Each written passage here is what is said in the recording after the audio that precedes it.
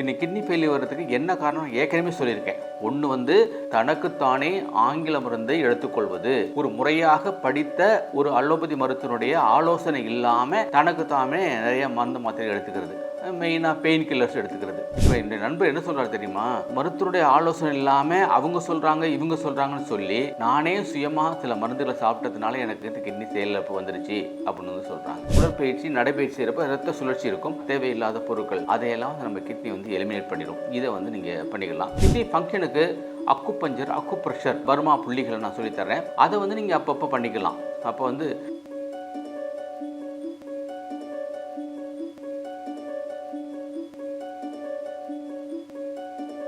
Health cafe Tamil நேயர்களுக்கு வணக்கம். இன்றைக்கி வந்து என்னுடைய நண்பர், நெருங்கிய நண்பர், அவருடைய நிலைமையை பார்த்து எனக்கு ரொம்ப மனக்கவலை இருக்குது. அது ஏன் அப்படின்னு சொன்னால், அது கிட்னி செயலிழப்பு வந்து டயாலிசிஸ் பண்ணுற கண்டிஷனுக்கு பண்ணிகிட்டு இருக்காங்க. இதுக்கு என்ன காரணம்? நான் ஏற்கனவே சிறுநீரக செயலிழப்பை பற்றி நிறைய இதே சேனலில் பேசியிருக்கேன். ஏன் இதை திரும்பி நாம் பேசணும் அப்படின்னு சொன்னால், நிறைய பேருக்கு இதை பற்றியான ஒரு புரிதல் இல்லாமல் வீட்டு வைத்தியம், ஹோம் ரெமடிஸ், அது இதுன்னு சொல்லி தனக்குத்தானே ஏதாச்சும் பார்த்துட்டு அவங்க செய்கிறாங்க. இதனால எவ்வளவு பாதிப்பு வருது அப்படிங்கிறத பற்றி தான் நம்ம சொல்ல போகிறோம். இப்போ என்னுடைய நண்பருக்கு என்ன ஆச்சுன்னு சொன்னால், இந்த மூக்கரட்டை கீரை இருக்கு இல்லையா, இந்த மூக்கரட்டை கீரையை வந்து டெய்லி அரைச்சி குடிச்சிருக்காங்க. அதனால ஏற்கனவே அவங்க மெடிசன்ஸ் எடுத்திருக்காங்க. அவர் கிரானிக் டயாபெட்டிக்கு அவங்க மெடிசன் எடுத்துக்கிட்டே வர்றாங்க.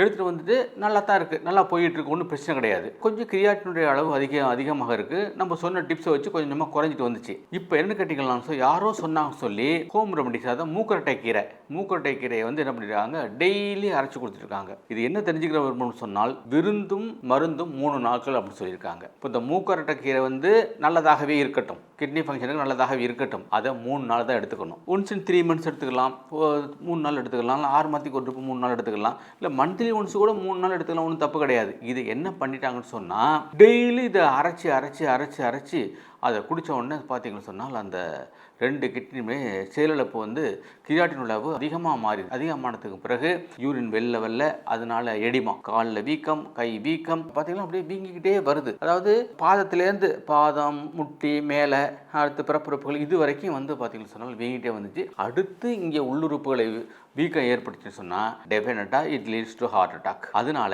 தயவு செஞ்சு நண்பர்களே, நீங்கள் சுயமாக எந்த மருந்து மாத்திரைங்க எடுத்துக்கிறாதீங்க. இன்னைக்கு கிட்னி ஃபெயிலியர் வர்றதுக்கு என்ன காரணம் ஏற்கனவே சொல்லியிருக்கேன். ஒன்று வந்து தனக்குத்தானே ஆங்கில மருந்தை எடுத்துக்கொள்வது, ஒரு முறையாக படித்த ஒரு அலோபதி மருத்துவனுடைய ஆலோசனை இல்லாமல் தனக்குத்தாமே நிறைய மருந்து மாத்திரை எடுத்துக்கிறது, மெயினாக பெயின் கில்லர்ஸ் எடுத்துக்கிறது. ரெண்டாவது வந்து பார்த்தீங்கன்னு சொன்னால், சித்த மருத்துவம், ஆயுர்வேத மருத்துவம், யுனானி, எது சிறந்த மருந்தாக இருக்கலாம். இதை கூட என்ன பண்ணணும்னு சொன்னால், எந்த அளவு சாப்பிடணும், எவ்வளவு சாப்பிடணும் அப்படிங்கிறது கணக்கு இருக்கு. அதை வந்து முறையாக பயின்ற மருத்துவனுடைய ஆலோசனை படி தான் அந்த மருந்து எடுத்துக்கணும். இவங்களே வாங்கி சாப்பிட்டு அதனால பக்க விளைவுகள் வரலாம். அடுத்து பார்த்தீங்கன்னா, ஹோமியோ மெடிசன்ஸும் சைடு எஃபெக்ட் இல்லாட்டினா கூட அதில் வந்து பார்த்தீங்கன்னு சொன்னால் சம்டைம்ஸ் சில வியாதிகளை கூட்டி விடுறதுக்கு வாய்ப்புகள் இருக்கிறது. அதுவும் இல்லாமல் இந்த ஹோம் ரெமடிஸ் அப்படின்னு சொல்லிட்டு மூக்கரட்டை கீரையை அரைச்சி குடிச்சதுனால அந்த செயலிழப்பு வந்துடுச்சு. அதனால நண்பர்களே, நீங்கள் வந்து தயவு செஞ்சு நீங்கள் முறையாக பயின்ற ஒரு மருத்துவ ஆலோசனை பெற்றுமே எதா இருந்தாலும் எடுத்துக்கணும். இப்போ இந்த நண்பர் என்ன சொல்றாரு தெரியுமா, மருத்துவருடைய ஆலோசனை இல்லாமல் அவங்க சொல்றாங்க இவங்க சொல்றாங்கன்னு சொல்லி நானே சுயமாக சில மருந்துகளை சாப்பிட்டதுனால எனக்கு கிட்னி செயலிழப்பு வந்துருச்சு அப்படின்னு வந்து சொல்றாங்க. நீங்க போதுமான அளவு தண்ணியை சாப்பிடணும், அதை பச்சை தண்ணி, அந்த தண்ணியை வந்து வாட்டர் தெரை பண்றேன், அதை தெரை பண்றேன்னு சொல்லி நிறைய ஓவர்லோடு கொடுக்க கூடாது. அடுத்து வந்து புரதச்சத்து, புரோட்டீன் வந்து வெரி வெரி எசென்சியல். நம்மளுக்கு வந்து புரதம் தான் கட்டுமான பணிகளுக்கு தேவைப்படுகிற சத்து, புரதச்சத்து, புரோட்டீன் சொல்கிறோம். அது வந்து எவ்வளவு இருக்கணுங்கிறது மிக முக்கியமானது. நம்ம உடம்புக்கு வெயிட் இருக்கு இல்லையா, இப்போ 80 கிலோனா அதிகபட்சம் 80 கிராம் தான் நீங்கள் எடுத்துக்கணும். இப்போ சிலவங்க என்ன பண்ணுறாங்கன்னு கேட்டாக்க, இப்போ இயற்கையாகவே நம்ம சாப்பாட்டில் இப்போ 80 கிராம்னா இயற்கையாகவே ஒரு 50 கிராம் வச்சுக்கலாம், இப்போ டிஃபிஷியன்சி 30 கிராம் இருக்கும். ஆனால் இதை வந்து சப்ளிமெண்ட்டாக, அதாவது இணை உணவு, துணை உணவாக எடுத்துக்கிறேன்னு சொல்லிட்டு அதை கொடுத்து என்ன பண்ணுவாங்க, அதில் வந்து ஓவர்லோடான்னு சொன்னால் அதை எலிமினேட் பண்ணுறது, செக்ரீட் பண்ணுறது, வெளியேற்றுவது நமது கிட்னி தான். நீங்கள் தயவு செஞ்சு இணை துணைவு எடுத்துக்கிறதுல ரொம்ப ஜாக்கிரதையாக இருக்கணும், ஓகேவா? இன்னொன்று பார்த்தீங்கன்னு சொன்னால், கொஞ்சம் குண்டானவங்க நீங்கள் ஏதாச்சும் மாட்டிட்டீங்கன்னாக்கா வழியில் சிலவங்க நிற்பான், கொடையை வச்சுக்கிட்டு டக்குன்னு பிடிச்சி வாங்க நீங்கள் உங்களுக்கு இவ்வளோ குண்டாக இருக்கிறீங்க, இதை சாப்பிட்டீங்கன்னா உங்களுக்கு வெயிட் குறைஞ்சிரும் அப்படின்லாம் சொல்லி நம்மளை வந்து மெஸ்மரிசம் பண்ணி உங்களை வந்து வாங்க வச்சுருவாங்க. தயவு செஞ்சு மருத்துவருடைய ஆலோசனை இல்லாமல் எடுத்துக்கிறாதீங்க. இவ்வளோ தான் எடுத்துன்னு கணக்கு இருக்குது. அது மிக மிக முக்கியமானது. அடுத்து வந்து நம்ம கிட்னி ஃபங்க்ஷன் வருவதற்கு வந்து உடற்பயிற்சி கொஞ்சம் செய்யலாம். நீங்கள் அப்போ உடற்பயிற்சி செய்யல பார்த்தீங்கன்னு சொன்னால் இரத்த சுழற்சி வந்து அதிகரிக்கும். உடற்பயிற்சி நடைபயிற்சி செய்கிறப்ப இரத்த சுழற்சி இருக்கும். தேவையில்லாத பொருட்கள் அதையெல்லாம் வந்து நம்ம கிட்னி வந்து எலிமினேட் பண்ணிடும். இதை வந்து நீங்கள் பண்ணிக்கலாம். ஸோ இது மாதிரி நீங்கள் மருத்துவருடைய ஆலோசனை பண்ணுறது ரொம்ப ரொம்ப ரொம்ப ரொம்ப பக்க விளைவை உருவாக்கக்கூடியது. அதனால நீங்கள் தயவு செஞ்சு என் நண்பருக்கு வந்து அந்த மாதிரி ஆனதுனால தான் இந்த வீடியோவை நான் வந்து திருப்பி கிட்னியை பற்றி பேசணும் அப்படின்னு சொல்லி பண்ணிக்கிறோம். கிட்னி ஃபங்க்ஷனுக்கு அக்குபஞ்சர், அக்குப்ரெஷர், பர்மா புள்ளிகளை நான் சொல்லித்தரேன். அதை வந்து நீங்கள் அப்பப்போ பண்ணிக்கலாம். அப்போ வந்து K3 K10 நல்லா ஞாபகம் வச்சுருங்க. K3 K10 அந்த புள்ளிகளை நீங்கள் வளர்ச்சுழற்சி பண்ணிக்கணும். ஒரு 18லேருந்து 27 முறை வளர்ச்சுழற்சி பண்ணிக்கணும். ஒரு நாளைக்கு இந்த கால், ஒரு நாளைக்கு அந்த கால். இதில் வந்து இப்போ இந்த ஹோம் ரெமடிஸ் தனக்கு தான் நிறைய எடுத்துக்கூடாதுன்னு சொன்னோம் இல்லையா, அது அக்குபஞ்சர் பண்ணுறதுனால இந்த சைடு எஃபெக்ட் கிடையாது, அக்குப்ரெஷர் பண்ணுறதுனால இந்த சைடு எஃபெக்ட் கிடையாது. அதனால அந்த புள்ளியை நீங்கள் அழுத்தம் கொடுத்துக்கலாம். அடுத்து வந்து சிறுநீர் பிரியாமல் இருக்குது. இங்கே பாருங்கள், இந்த கீழ் உதட்டு இருக்கு இல்லையா, கீழ் உதட்டு கீழே ஒரு பல்ல இருக்கும். அதில் நல்லா வளர்ச்சி பண்ணிக்கிட்டீங்கன்னாக்கா அந்த யூரின் எக்ஸிகிரேஷன் வந்து அதிகரிக்கும். அதையும் பண்ணிக்கிறங்க. ஸோ இது மாதிரி சிம்பிளான நம்முடைய உடலுக்கே தெரிஞ்ச நோய் எதிர்ப்பு சக்தியை அதிகரிப்பதற்கான பரும புள்ளிகள், அக்குப்ரெஷர் புள்ளிகளை வந்து நம்ம தூண்டுவதன் மூலமாக எந்த விதமான பக்க விளைவும் கிடையாது. ஆனால் திரும்ப திரும்ப சொல்கிறேன், ஹோம் ரெமடிஸ் நீங்களே எடுத்துக்கிறாதீங்க.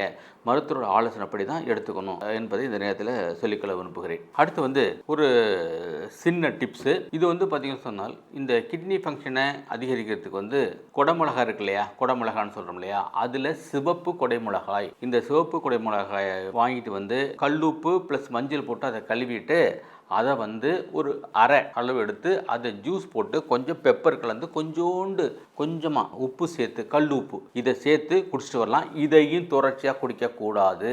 மாதத்துக்கு ஒரு 3 முறை இதை குடிச்சிட்டு வந்தீங்களானும் கிட்னி ஹெல்த் ரொம்ப நல்லாயிருக்கும். இதையும் நீங்கள் செஞ்சு பார்க்கலாம். ஸோ இது மாதிரி நம்ம சின்ன சின்ன விஷயங்களை வந்து பண்ணுறதுனால இந்த கிட்னியை நம்ம பாதுகாக்கலாம். இதில் மிக குறிப்பாக டயாபெட்டிக் பேஷண்ட்டு, அதாவது சர்க்கரை மிகைநிலை நோயாளிகள் வந்து ரொம்ப கேர்ஃபுல்லாக இருக்கணும். அவங்க தான் மருந்து மாத்திரை நிறையா சாப்பிட்டு அப்போ கிட்னியுடைய ஃபங்க்ஷன்ஸ் குறைவாக வந்து நம்ம கிட்னியில் வந்து கிட்டத்தட்ட 10 லட்சம் நெஃப்ரான்ஸ் இருக்குது. அந்த 10 லட்சம் நெஃப்ரான்ஸ் தான் சிறுநீர் பிரித்திகள்னு பேர், சிறுநீர் வடிகட்டிகள்னு பேர். இந்த 10 lakhs நெஃப்ரான்ஸ் தான் நம்முடைய தேவையற்ற நீர்ச்சத்தை வந்து பிரித்து அனுப்புறது.